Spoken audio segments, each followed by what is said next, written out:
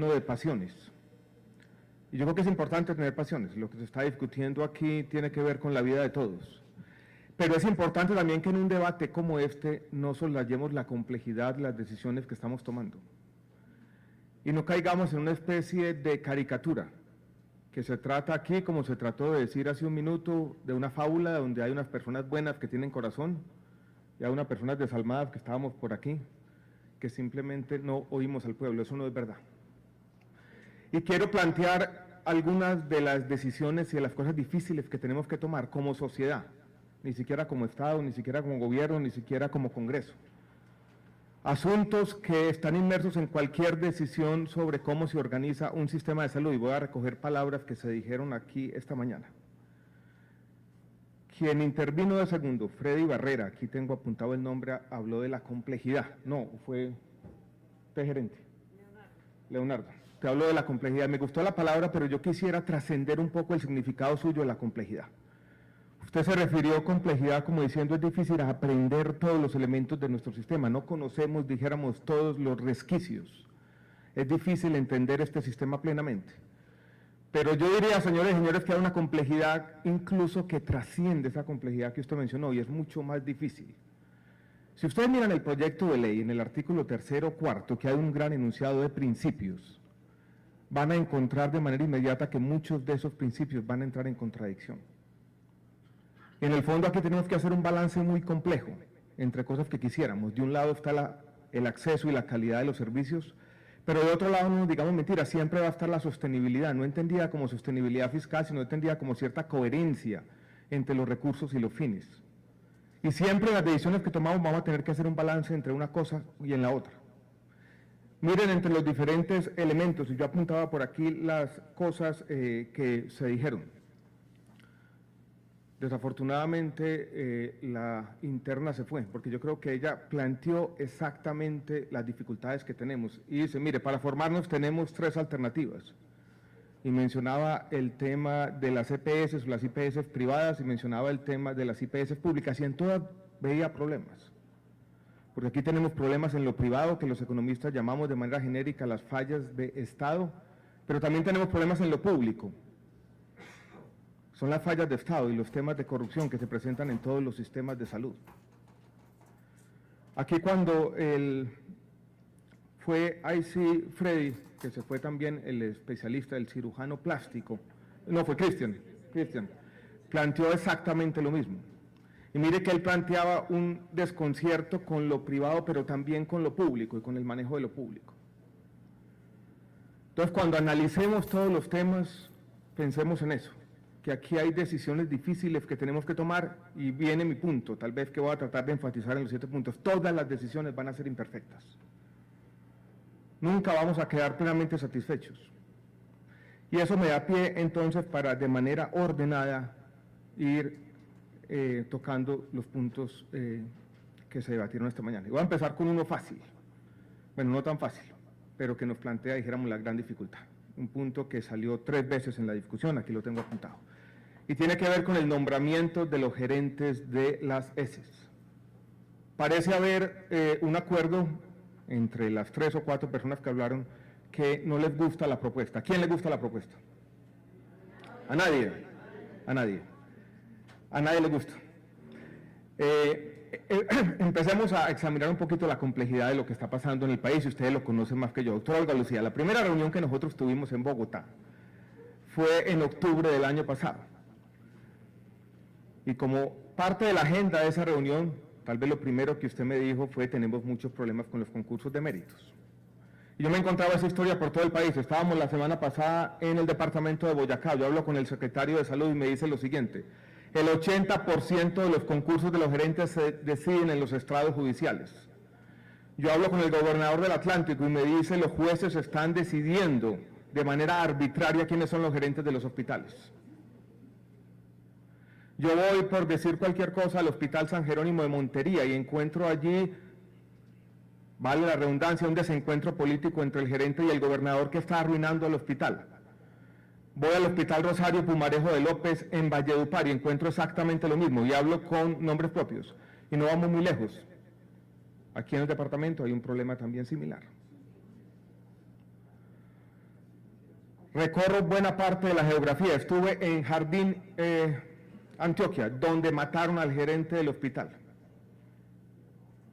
Hablo con el alcalde y el alcalde de manera cándida me dice, yo no sé qué hacer para nombrar, aquí vienen unas universidades y me dicen, si me da tanta plata yo les nombro el gerente que usted quiere.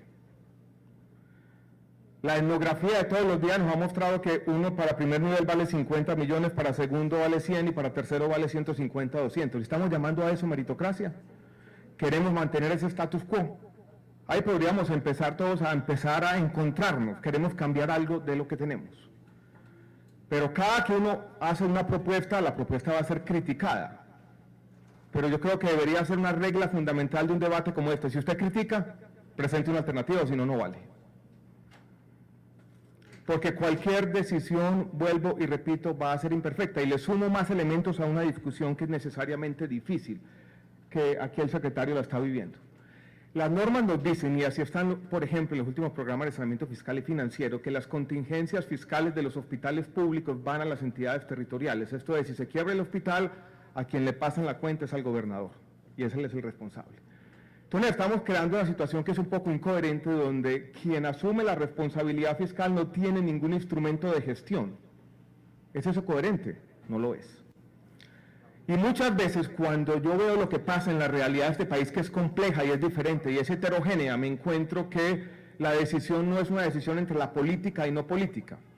Yo soy un académico, yo no voy a politizar los hospitales, pero sí tengo que mirar las decisiones con crudeza y tomar buenas decisiones. La decisión muchas veces es entre la política visible que hacen los mandatarios elegidos popularmente y la política soterrada que hacen muchas veces gerentes de hospitales elegidos de manera non santa. Entonces, dijimos, vamos a poner una serie de condiciones que podemos discutir, vamos a hacer un examen general que tienen que pasar con unos requisitos porque no puede ser cualquiera, pero vamos a darle la responsabilidad a aquella persona que es visible ante los ojos de la ciudadanía y vamos a hacer una apuesta, señoras y señores, por la democracia local. Porque ahí sí lo dijo, aquí tenía apuntado, ese sí fue Cristian, quejándose un poco de los procesos de democracia local. Señoras y señores, Colombia se descentralizó hace 22 años. Tenemos que seguir pensando en eso. No puede ser una descentralización en el papel. El cambio social positivo tiene que nacer de las regiones, de los procesos que están liderando ustedes. Y si empezamos entonces a tener ese temor de lo que van a pasar y partimos de una premisa que tiene que ser equivocada, de que todos los mandatarios locales son corruptos, y entonces nos vamos a inventar un concurso para aislar lo público de la política, que jamás lo vamos a aislar plenamente. Lo que necesitamos es buena política y darle una oportunidad a las regiones para que hagan buena política. ¿Es eso politizar la salud? No, eso es tratar de poner los puntos sobre la mesa como son difíciles y tratar de tomar una decisión. No sé si los he convencido plenamente, de pronto no. Pero de eso se trata, de eso se trata. Entonces ahora me tienen que convencer ustedes, no a mí, a todos nosotros, de tener un diálogo entre todos, pero quiero que entendamos, por eso empecé por ese lado, la complejidad. Ustedes saben que lo que están defendiendo ustedes tampoco es perfecto. Y también está lleno de problemas. Y si nos ponemos en este diálogo donde intercambiamos simplemente epítetos o frases rotundas, cuando la realidad es compleja y es matizada, apunté una frase, he pasado días duros estos días, y me puse a leer la última novela de Fernando Vallejo que se llama Casablanca la Bella, y tenía una frase que apunté aquí, que me gustó, que decía, no haga afirmaciones rotundas, que la realidad es matizada, ni los buenos son tan buenos, ni los malos son tan malos. Tenemos que aprender eso, señoras y señores, para poder tener un debate democrático. Tenemos que tener todos provisionalidad en nuestras opiniones, tenemos que ser capaces de cambiar de opinión. Estos diálogos no se pueden volver, y a veces yo caigo también en ese problema, en un intercambio de arengas de un lado y del otro. Venimos aquí con actitud dialogante, yo he apuntado todo. Queremos participar en una construcción colectiva, como lo he dicho desde el primer día. Ahora, yo tengo la responsabilidad como ministro, y ustedes tienen la responsabilidad como representante de la Cámara de tomar las decisiones, las tenemos nosotros, para bien o para mal. Pero yo no vengo aquí con los oídos cerrados a mostrarles mi versión del mundo, pero sí quiero conversarles un poco que esto es difícil y que hemos hecho el esfuerzo de buena voluntad para tomar buenas decisiones.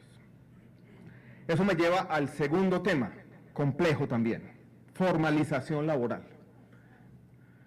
¿Qué vamos a hacer? Digamos que los últimos 10 o 15 años, buscando la sostenibilidad solamente, nos equivocamos, o por lo menos así lo dicen nuestras instituciones. Tenemos unos fallos de la Corte Constitucional que nos dicen hay que formalizar los trabajadores, este es el sistema más informal del Estado, y cuando uno mira desde el sector privado también hay condiciones de informalidad muy grandes, y ahí tenemos que avanzar. Lo hemos tratado de hacer de mil maneras, todo tipo de ejercicios. Entonces el proyecto ha cambiado en aparte de muchas formas. Si ustedes conocen la historia del proyecto, se darán cuenta que inicialmente teníamos como un capítulo específico un régimen laboral de los trabajadores de las empresas sociales del Estado, con todas las condiciones. Fue un trabajo imperfecto que hicimos con la función pública del Ministerio de Trabajo. Nos dimos cuenta y fue parte de un debate duro en la Comisión Séptima de Senado, que eso iba a suscitar un diálogo muy difícil, porque no todo el mundo se iba a poner de acuerdo. El doctor Juan Carlos Giraldo participó en estos debates y un día me dijo a mí, ese capítulo es explosivo en un proyecto de ley, eso no se tiene que definir por fuera. Tenemos dos alternativas, señoras y señores. Hacer un proyecto de ley específico para ese asunto, o pedir unas facultades extraordinarias para que lo hagamos concertadamente por fuera del Congreso. Entre el gobierno, seguramente no voy a estar yo, eso ya pasará por allá, y los trabajadores y las partes involucradas. Optamos por esa alternativa, que me parece, dijéramos, una alternativa razonable, sentarnos a pensar en un tema muy difícil, de cómo lo vamos a hacer gradualmente, de cómo vamos a romper con este pasado injusto sin acabar con los hospitales, porque así empezó el gerente de Calarcá, así empezó usted. Entonces tenemos de nuevo que lidiar con la complejidad, sostenibilidad de un lado, unas condiciones dignas de trabajo del otro. A veces hay una tensión natural entre una cosa y la otra, no la podemos satisfacer los dos objetivos plenamente. Si el mundo fuera así tan fácil, ya lo hubiéramos solucionado. El tema es tan difícil que muchos de los problemas que se han suscitado en las últimas semanas surgen de ese punto de la formalización. Algunos de los grupos de especialistas se vieron amenazados por el tema de la formalización, en particular los anestesiólogos, porque creyeron nos quieren formalizar a la fuerza. Y encontraron una presentación que habíamos hecho con unos, no escalas salariales, sino simplemente promedios salariales en algunos hospitales del país que son todavía, dijéramos, cifras preliminares, y nos dijeron nos quieren contratar a 5 millones de pesos o a 3 millones por especialista. Eso nunca fue nuestra intención, van a poner unos topes de salario, y se generó, dijéramos, una discusión innecesaria, basada, dijéramos, en un temor que yo entiendo, complejo, complicado. Pero vuelvo y repito, lo que propone el proyecto de ley en esta materia es sensato. Es una invitación para una construcción colectiva. No entiendo por qué suscita tanta crítica, de manera sincera se los digo. De otro lado, yo tengo la urgencia, y doctor Algalecía, en la primera reunión que tuvimos, usted también me lo dijo, nos están multando los hospitales. Recuerdan lo que estaba pasando en Santander en su momento. Hay una multa a la S Cartagena de Indias de más de 1.000 millones de pesos. Yo con este articulito y con lo que hicimos de plantas temporales, que es imperfecto, he podido por lo menos que algunos de los inspectores del Ministerio de Trabajo tengan un poquito de sensatez. Y es decir, antes de definir las instituciones, dejemos, antes de que el Estado haga lo que tenga que hacer con la sociedad civil, no multen los hospitales, por favor. Pero tampoco eso se ha reconocido. Que esto solo nos ha permitido que algunos procesos que le estaban haciendo daño a la red pública, por lo menos se paralicen. No sé qué más podemos hacer, se lo digo de manera sincera a los miembros de los sindicatos. Aquí hay una salida sensata, es simplemente una invitación, sentémonos. Ustedes ven que hay un llamado en el artículo a que esto va a ser consensuado o concertado con los trabajadores. Es complejo, no es fácil. Segundo punto entonces de formalización.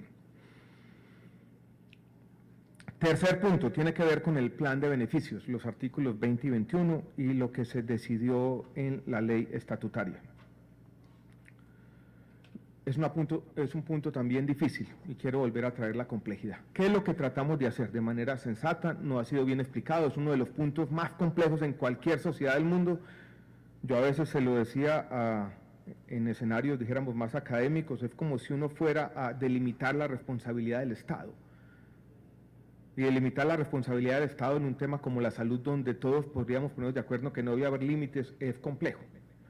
¿Cómo tratamos de poner unos límites razonables o sensatos? Se hizo en la ley estatutaria con unos criterios que llamamos criterios de exclusión. ¿Y qué eran los criterios de exclusión? Diciendo lo que tenga un fin estético o cosmético, y simplemente lo que no funcione, lo que no tenga una evidencia no definitiva, pero ninguna evidencia, no es que no tenga una evidencia perfecta, sino que no tenga ninguna evidencia sobre su eficacia o efectividad. Lo que tenga que prestarse por fuera del país y lo que no tenga registro sanitario sea experimental. Yo creo que una sociedad puede llegar a un contrato social diciendo en un escenario de recursos finitos, que son finitos, recuerden, Colombia gasta $450 en salud por habitante, Brasil gasta 2 veces más, Estados Unidos gasta 8.020 veces más. No podemos pretender, aquí se ha dicho que la plata sobra, señores y señores, la plata no sobra. Estamos ras con ras. Entonces, en un escenario razonable, digamos que no vamos a pagar por ahora lo que no funciona, evitemos los abusos sistemáticos del sistema, evitemos los 40.000 millones de pesos que estamos pagando anualmente por equinoterapias y delfinoterapias con IPS corruptas en la costa caribe. Protejámonos como sociedad de los abusos sistemáticos a esta generosidad que está entronizada en nuestro sistema de salud. Y después dijimos lo siguiente, vamos a hacer con las exclusiones un límite razonable. Lo que no funciona y lo que es experimental, razonable, solamente eso. Nos vamos a dar 3 años para mirar el universo de lo que no se ha cubierto y ha sido recobrado, esto es, ha sido pagado por recursos del sistema e incluirlo en su gran mayoría, en 3 años. ¿Por qué tenemos que hacerlo en 3 años? Porque tenemos que ir viendo de manera gradual si incluimos un medicamento, sobre todo estamos hablando de medicamentos, qué tanto le cuesta al sistema. O sea, qué tanta la frecuencia de uso aumenta cuando estaba por fuera y lo incluimos ahora al plan de beneficios. Prudencia, 3 años. Después viene el artículo de priorización que lo que trata de decir es lo siguiente. Culminamos el periodo de los 3 años. Llega un nuevo monoclonal, una droga contra el cáncer. Si ustedes miran los artículos de los laboratorios farmacéuticos, a veces tienen un lenguaje que es ambiguo y interesado. Uno se encuentra un artículo, en estos días hablaba con Raúl Murillo del cancerológico y me decía, mire este último artículo científico sobre esta droga que vale 1.000 millones de pesos al año. Dice, aumenta la sobrevida en 30%. Y si uno se lee la letra menuda del artículo, dice, pasa de 2,7 meses a 3,1. ¿Vamos a priorizar eso o vamos a priorizar lo que ustedes han dicho mucho esta mañana, la atención primaria en salud y otras cosas? No es que lo vamos a excluir. Ese nuevo medicamento, si le va a salvar la vida a una persona, va a seguir, puede ser recobrado vía tutela. Pero no se lo vamos a dar a todo el mundo de manera inmediata, porque como sociedad decidimos puede haber otras prioridades. Alguien dirá, le están poniendo precio a la vida. Entonces yo digo, incluyámoslo y le estamos poniendo precio a la vida, porque al incluirlo en un contexto de recursos escasos, porque no podemos soslayar la complejidad, estamos dejando de hacer otras cosas necesariamente. ¿Qué vamos a hacer si toca abordar los temas difíciles? Si el tema de la salud involucra, ustedes lo saben bien, son estudiantes, consideraciones éticas, que no podemos soslayar, no es cerrándonos los ojos ante los temas éticos, es abordándolos con responsabilidad, de manera legítima y consensuada, compartida por todos. Eso es lo que trata de hacer el tema del plan de beneficio nomás, es decir, sentémonos todos, las sociedades científicas, los pacientes, con el gobierno, el Instituto Nuevo de Evaluación de Tecnologías y tomemos las decisiones difíciles como sociedad. Lo que llama el magistrado Manuel José Cepeda, porque nosotros este tema no lo hemos hecho encerrados unos economistas, con los mejores magistrados del país, lo que llama él la construcción legítima del sí o del no. Eso es lo que está allí programado, una construcción legítima de las decisiones que tienen que tomar todos los sistemas de salud en todos los países del mundo.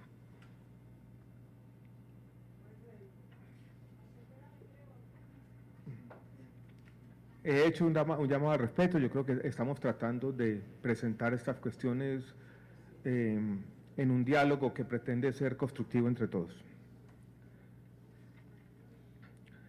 Quiero hablar sobre el tema de los hospitales públicos, ahora que yo creo que es un tema, dijéramos, importante.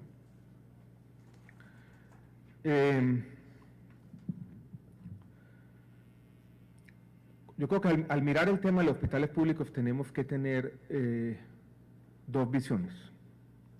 La visión que se ha promulgado aquí esta mañana, de cómo la crisis financiera del sistema los ha afectado y cómo tenemos que propiciar una recuperación, de cómo en los temas de oferta tenemos muchas cosas por hacer, pero también tenemos que tener desde el lado de los hospitales públicos, y yo no noté esa visión esta mañana, un poquito también de autocrítica. Y ustedes lo saben bien, porque tenemos historias, dijéramos, por todo el país. Los hospitales públicos están inmersos también en una economía política local muy parecida a la que acabó con las electrificadoras, con las loterías, con las licoreras, sobre todo los de tercer nivel. Y necesitamos blindarlos en la región para que funcionen bien. Porque si yo miro la historia o la geografía del país, yo me encuentro unas historias que son heterogéneas. Y como las historias son heterogéneas, no todos van a ser culpa del sistema, porque si todo fuera culpa del sistema, yo no tendría la diferencia que tengo entre el Hospital General de Medellín y el Hospital Federico Lleras Acosta en Ibagué, que son dos historias completamente distintas, que se conocen desde la puerta de entrada. Parecen el día y la noche, y los dos están en el mismo sistema. ¿Y por qué son tan diferentes? ¿Qué es lo que explica una cosa de la otra? Ustedes lo saben bien, no tengo que responder. ¿O por qué el Hospital de Santo Tomás en el Atlántico es un ejemplo para todos, o el mismo departamental de Nariño? Y uno necesita recorrer pocos kilómetros para darse cuenta de historias muy distintas. Entonces, lo que yo no quisiera es que el sistema, con todas nuestras imperfecciones, se nos volviera en una excusa también para el mal manejo de lo público, porque si aquí queremos revitalizar lo público, todos tenemos que estar dispuestos a protegerlo de verdad. Olga Lucía, a usted lo que más le preocupa es el tema del 60% como quedó. Por eso, esa combinación del 60% de integración vertical. Usted estuvo presente en el Senado, en la plenaria, cuando se aprobó esto.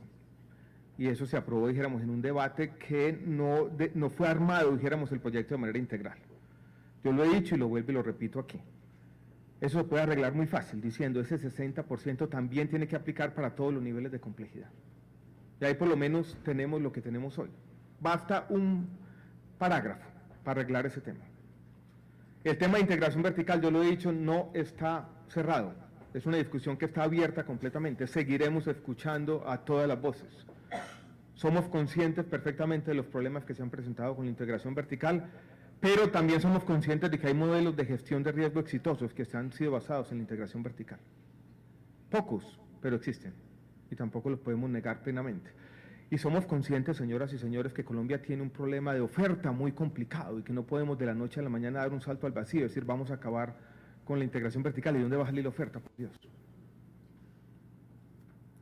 Entonces yo con los hospitales públicos hago un llamado a fortalecerlos, pero hago un llamado a la comunidad, a todos ustedes, porque eso depende también de esa vigilancia local.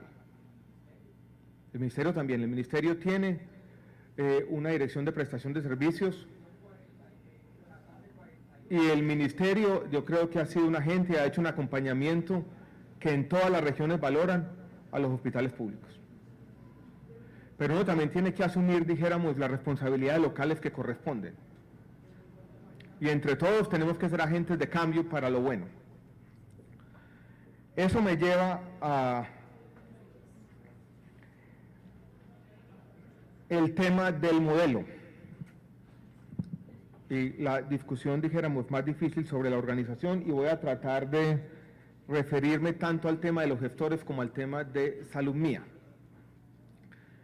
Empecemos con lo de Salud Mía, que es tal vez lo más fácil de todo. Aquí hay una afirmación que se ha hecho, gobernadora, ¿cómo está? Buenas tardes. Una afirmación que se ha hecho muchas veces, y decir, Salud Mía es el FOSIGA. Yo lo digo con todo respeto, quien ha dicho eso no ha leído plenamente el proyecto de ley. Hay una diferencia grandísima. Hay un ejemplo que puso una funcionaria del Ministerio el día de ayer, que tiene que ver con el tema del recaudo que hoy en día hacen los agentes administradores, las EPS, con los operadores pila. Y el recaudo, que ustedes bien saben, es una función que va a asumir Salud Mía. Y ella explicando decía, mire, hoy lo que tenemos en el tema del recaudo es como si como si la DIAN le dijera a unos agentes privados, recáudeme usted los impuestos. Y ellos lo recaudan, no rinden muchas cuentas, y uno por allá les pide información a los operadores pila sobre el recaudo y se le entregan 6 meses, 8 meses después desactualizada. Lo que estamos diciendo es vamos a asumir ese reto del recaudo, como lo hace por ejemplo el Instituto Mexicano de los Seguros Sociales, que recauda 3% del PIB en México. Ahí hay un reto grandísimo, operativo. Vamos a asumir el reto de la afiliación. El reto de la afiliación no es otra cosa que permitir que el modelo funcione con una mínima competencia para que no pase lo que pasó, por ejemplo, en Bogotá con Colpatria, que se liquidó, quedaron 15.000 personas en el aire y no les permitían afiliarse a ninguna EPS, les cerraban la puerta en las narices.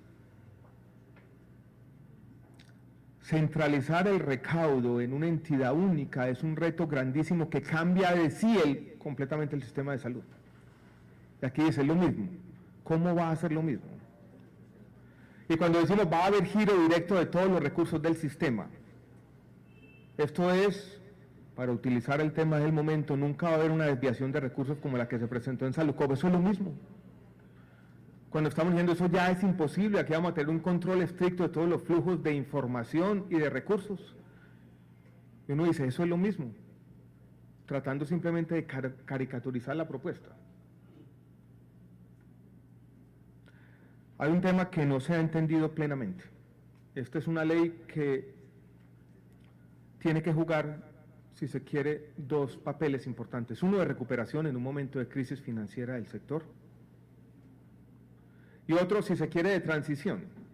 Uno no puede pretender decir voy a tener o no intermediarios o voy a tener una gran EPS pública sin primero construir las dos primeras plantas de Salud Mía y mostrar como Estado que somos capaces de hacerlo.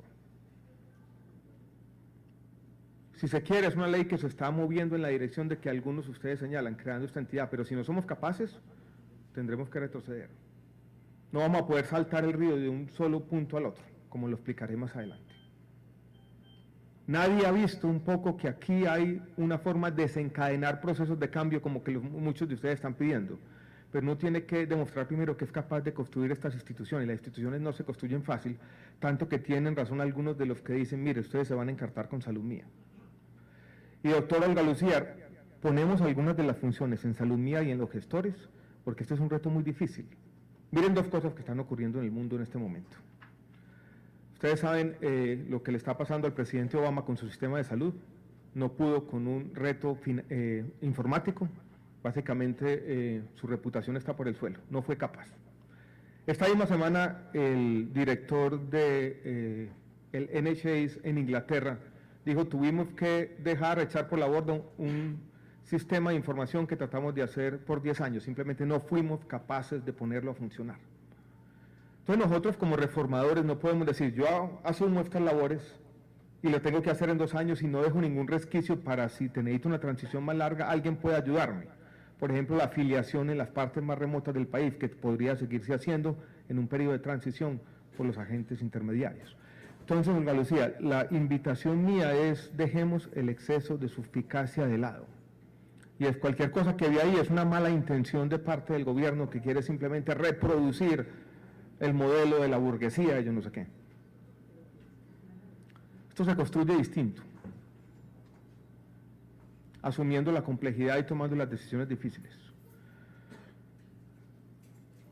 Con el tema de la intermediación yo quisiera decir lo siguiente. Cuando uno dice no a la intermediación, ¿qué está diciendo? Puede estar diciendo muchas cosas. Puede estar diciendo volvamos al Sistema Nacional de Salud. Quienes están promoviendo eso yo creo que no saben de qué están hablando. El 70% de la oferta de alta complejidad de Colombia ya es privada. Y con eso vamos a tener que vivir. Eso no lo vamos a cambiar de la noche a la mañana y yo creo que no lo vamos a cambiar ya. Y si eso es así, dijéramos un sistema nacional de salud basado simplemente en hospitales públicos para que atiendan a todo el mundo. Es como yo le digo al ciudadano de aquí o al que vive en la ciudad de Bogotá, listo, mañana usted tiene que ir al hospital de medicina, allá lo van a atender. Es imposible simplemente volver al Sistema Nacional de Salud, ya nuestra salud evolucionó por otro lado. No es la intermediación entonces, como tenemos una oferta privada y pública de este lado y tenemos los fondos del otro lado, puede decir simplemente un sistema como la planilla del Instituto de Seguros Sociales, por allá en los años 90. O la atención a los desplazados, 2001-2002. La factura que vuela de la clínica de alta complejidad y cae en el fondo y el fondo la revisa y la paga. ¿Ustedes quisieran un sistema de salud así? Libre elección plena, la gente yendo a lo de alta complejidad. Eso no se puede hacer así. Así se quebró el Seguro Social en los años 90. Necesitamos entonces, yo creo que todos estaríamos de acuerdo, algún nivel de articulación, de gestión de riesgos, de organizar un uso racional de los servicios. Viene entonces la pregunta sobre la más difícil, la que tenemos que afrontar entre todos, asumiendo la complejidad de cuáles son las características de esos articuladores. Y hay una discusión interesante, ahí sí política en un buen sentido, ideológica si se quiere. Algunos dicen tienen que ser públicos. Y es una propuesta que tiene sentido en teoría. Nosotros, ¿por qué hemos dicho que no deberían ser solamente públicos? No utilizando razones ideológicas, sino utilizando, dijéramos, razones empíricas. Porque la experiencia del país con los articuladores públicos, desde Caprecon actualmente, hasta las EPS transitorias a comienzos de los años 90, que en Risaralda tuvieron una no muy buena, usted se acordará, doctora Olga Lucía, hasta Cali Salud en Cali, Selva Salud, Salud Cóndor, ha sido desastrosa. El aseguramiento, cuando ha sido manejado público en esa economía política regional, ha sido muy complejo. Y nosotros entonces asumimos una posición que es una posición abierta, pueden ser públicos también, o mixtos o privados. Viene la otra discusión, que sean sin ánimo de lucro. Esa es más difícil, podrían ser sin ánimo de lucro. El problema es que la naturaleza sin ánimo de lucro no significa mucho. Saludcom no tenía ánimo de lucro. Entonces se vuelve, dijéramos, una discusión muy compleja sobre si son o no sin ánimo de lucro, pero los que son sin ánimo de lucro pueden tener ánimo de lucro. Por eso hemos dicho nosotros, la clave está en colocar bien los incentivos, en cambiar los incentivos perversos que existen hoy en día. Y después viene la última discusión sobre la que no nos hemos podido poner plenamente de acuerdo, y es si son administradores puros o son aseguradores. Esto es si asumen algún riesgo. Y si asumen algún riesgo van a tener que estar dispuestos a perder plata, pero a ganar también. Y ahí, dijéramos, tenemos una discusión difícil. Nosotros hemos dicho que es importante que asuman algún riesgo, porque nos da miedo que el Fondo Estatal Salud Mía asuma todos los riesgos del sistema. Y nos da miedo que pueda, si no asumen ningún riesgo y son simplemente administradores, puedan entrar en colusión con los prestadores fácilmente y simplemente aprobar las facturas, pásenle la cuenta al Estado, todo el mundo está contento por un año y quebramos el sistema. Esto no es una ficción, pasó con el tema de los recobros, que con un sistema de administración pasó de 200.000 millones a 2 billones de pesos en 3 años. Y ahí hemos tratado de hacer una figura que combine esas dos funciones de sostenibilidad de un lado y acceso y calidad del otro, teniendo más control sobre los recursos, una superintendencia de salud que ya no es la de antes. El presidente firmó esta semana la reestructuración, la superintendencia de salud viene a las regiones a trabajar con ustedes aquí para que las cosas funcionen, que no se demore como se ha demorado históricamente 3 años para poner una multa de 2 millones de pesos, donde ya tengamos nosotros pleno control de los recursos aquí y les digamos también a los gestores, ustedes tienen que dar resultados en salud y cambiemos la conversación de este sistema para que no sea solamente de plata, sino también sea de resultados en salud e indicadores. Y construyamos sobre lo que ha construido el país y construyamos sobre las capacidades que nos demoramos 20 años en construir, porque no todo es malo, aquí ha habido gente también con buena intención, tratando de hacer las cosas bien, la gran mayoría. Hubo una gerente de un hospital del Atlántico que me mandó así un mensajito y me dice, diga, ministro, que no todas las EPS son malas, no todos los gerentes somos corruptos, no todos los organismos de control no funcionan. Necesitamos, como dice Fernando Vallejo, juicios matizados, señores, y asumir la complejidad. Y eso es lo que estamos haciendo. Yo tal vez por eso me he metido en problemas, porque no hemos querido soslayar ninguna de las preguntas difíciles. Y no hemos querido quedarnos, alguien me dijo en otro mensaje, ministro, ¿por qué no dice que la clave está en salud de calidad gratis para todos ya? Ese simplemente es el objetivo. Aquí se dijo que la salud es un derecho fundamental, que no es un derecho prestacional. La Corte lo ha dicho una y otra vez, es las dos cosas. Claro que necesitamos el derecho fundamental, pero necesitamos entre todos prestarlo y prestarlo de la mejor manera y por lo tanto no podemos evadir las cuestiones de cómo organizar el sistema. El último punto complejo es el tema de la crisis financiera, de cómo abordar la crisis financiera que tenemos, donde nosotros hemos encontrado como demandas contradictorias. Nos dicen, asuman la crisis financiera, pero cuando el Estado trata de asumir, por ejemplo, ahora que estamos comprando la cartera de los hospitales, empezamos el día de ayer, y aquí vamos a tener una reunión con la gobernadora para ayudarle a los hospitales del departamento y hacer lo mismo. Entonces ya están salvando las EPS, entonces hay una especie de contradicción en las demandas públicas. Háganlo, pero no lo hagan. Nosotros asumimos la complejidad nuevamente. Cada que hay un rescate hay riesgo moral, hay simplemente el peligro de incentivar un mal comportamiento, pero lo hacemos porque queremos preservar un bien social ulterior, digámoslo así, que es la salud de la gente y los hospitales públicos. Yo tengo aquí una lista de cosas que he oído, dijéramos, en estas críticas de la reforma, que se han discutido en los últimos días, que me parecen incluso contradictorio, que quisiera traerlas a cuento.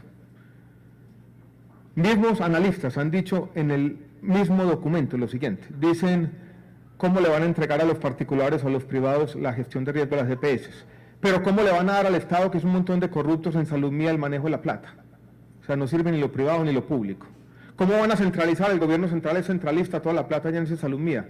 Pero ¿cómo le van a entregar a las regiones, que eso está lleno de corruptos allá en las ciudades, el manejo de los hospitales? No sirve ni lo público ni lo privado, pero tampoco ni lo centralizado ni lo descentralizado. Pero ustedes me hacen énfasis en lo preventivo. Pero ¿cómo es que no van a pagar por la última tecnología? O sea, uno tiene que tener que es muy curativa la ley, pero que está restringiendo el derecho y no paga por el último monoclonal. O sea, al fin lo curativo o lo preventivo. Que están rescatando los hospitales, pero que no están haciendo nada para lidiar con la crisis financiera. Si uno se queda en la inercia de la crítica, uno puede criticar cada punto específico, pero la inercia de la crítica conduce a la contradicción y no resuelve los problemas. Entonces no tenemos, entre nosotros todos, alternativa distinta a asumir los problemas en la complejidad, dar este debate de frente al país, sin atropellar, con legitimidad. Así me lo ha dicho a mí el presidente una y otra vez, no es sacar una ley para enarbolarla como una bandera política, no, es tratar entre todos de solucionar un problema difícil. Y eso implica de parte nuestra y de parte de ustedes un poco, y ese es el llamado que hago, de poner los ánimos y tratar entre todos de asumir la complejidad de estos temas, que no son fáciles, señoras y señores. Dejemos de un lado las fábulas, que aquí hay unos malos y hay una sociedad civil buena, unos señores indolentes y unos señores que sí entienden la realidad cotidiana de lo que es los usuarios. Nosotros estamos tratando de ponernos en los zapatos de ustedes pónganse en los de nosotros. Y con esa doble empatía podemos construir. Esa es la invitación que hago esta mañana. Muchas gracias a todos.